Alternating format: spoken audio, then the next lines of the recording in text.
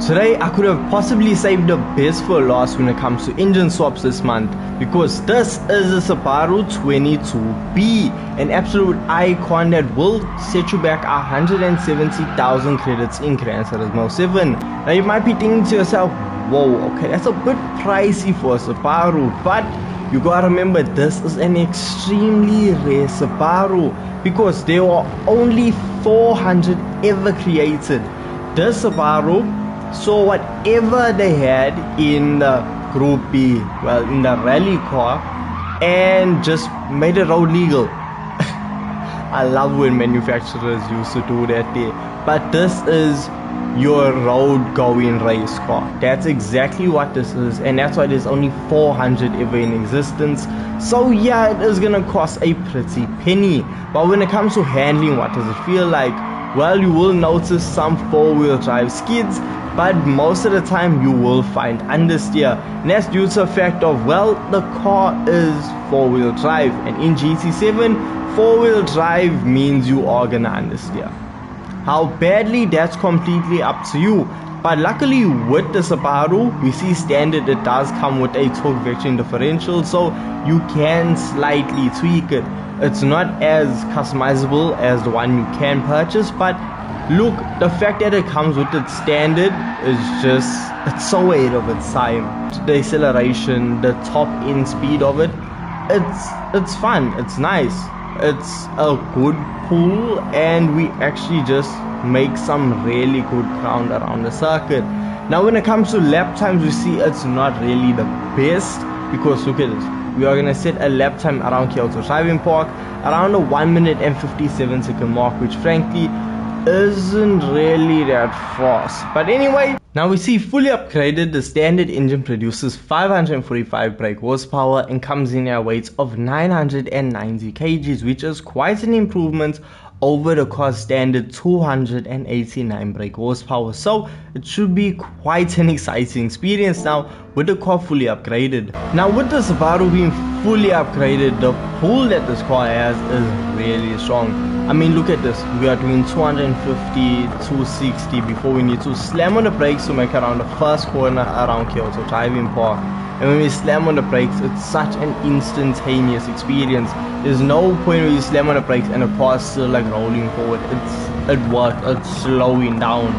Now when it comes to traveling through corners, well, you can keep your foot planted because the car produces a decent amount of downforce. It's not the most downforce I've ever seen, but it's okay. It gives off a good amount that will keep you planted going through corners. However, with it being four-wheel drive, you still are going to get hints of understeer, but it's not as bad as when the car was once standard. Now we see the standard engine fully upgraded produce a lap time of a 1 minute 34 second mark, which is frankly just impressive how fast the Subaru actually is. So let's just see how fast it can be now with an engine swap. For the engine swap we have for the Subaru, we see it is the EJ20 of the Impreza rally car. So we are taking the race car engine and putting it into a road car version of that same race car. So it just seems at home. So what we're gonna do now is spend 425,000 credits to slap in this power plant. Now with this engine swap, it is gonna drop our power down to 299 brake horsepower, which look, isn't that high right now, but once we head on over to tuning shop, we should add on a high RPM turbocharger that will beef up the power quite a bit. Now we see we do have a wide body kit available for this car, and if you slap the wide body kit onto it, you're killing the entire look. The car is already widened as it is, so if you still add another wide body on top of that wide body, you're ruining it. Look at my lips, you're ruining it.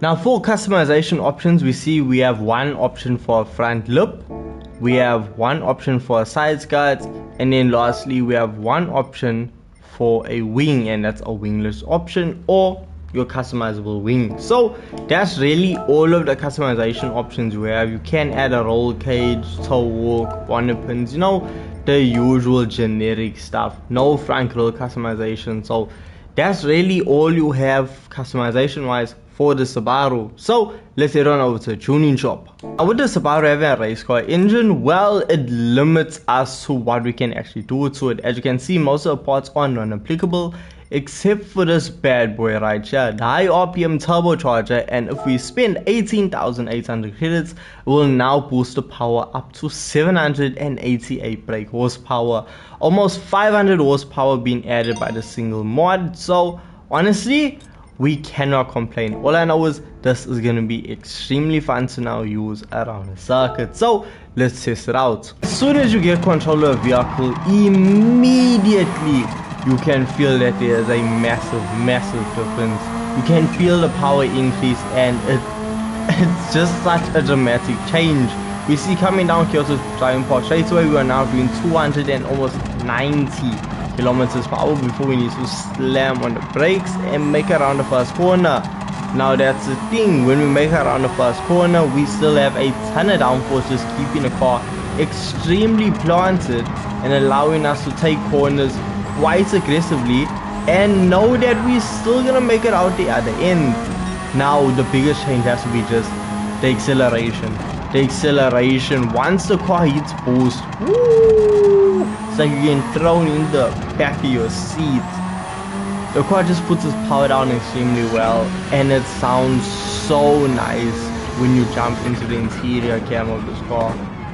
Now the braking is very capable of still handling this kind of power, and you can just hear that turbo whistle as you just hit boost. Hard on the brakes, make around apex. Yeah, you just need to watch out for this here. The car still has it, so that is just a fun characteristic of the Subaru. So you just do need to be careful. But honestly, I don't really see much of a difference compared to the Subaru Impreza Coupe the Subaru Impreza WRX Coupe Type R SCI that we did previously go over. I mean, with that car I was going a lot faster in my opinion. It just felt a lot better in my opinion compared to the 22B. I've seen a lot of people saying that the 22B is just a way better version of that car, and yes, arguably it is.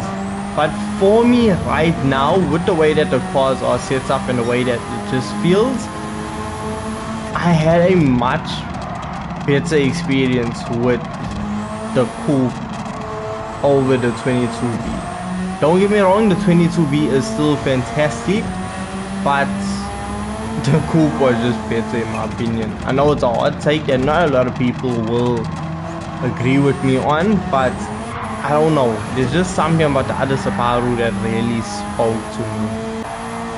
Now the biggest point of why you need to actually engine swap this car has to be the fact of, well, with it being a race car engine, it's gonna have great fuel consumption. With it having great fuel consumption, it means you can participate in money grinding events. That is your WTC 700 as well as the 600 around Tokyo Expressway as well as Le Mans. So you can make your money back with the 22B.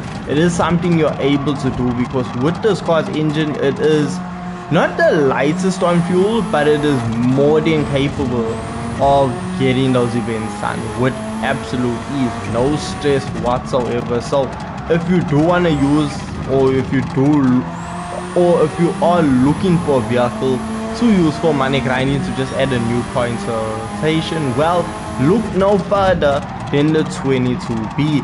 Honestly, it is fun, it's great, but the similarity to the other Subaru that we engine swapped this month, there's no night and day difference. It's like 10 and 11 o'clock. That's the difference. There's no massive change between the two. It's honestly just body styling and which one you prefer. But otherwise, the performance of them are extremely similar. In fact, the other Subaru is actually a bit lighter. So that just goes to show you the 22B may not be the go-to option. So With that being said, let me know your thoughts and opinions of this car in the comment section down below. And with this being said, I'll catch you guys in the next video. Peace.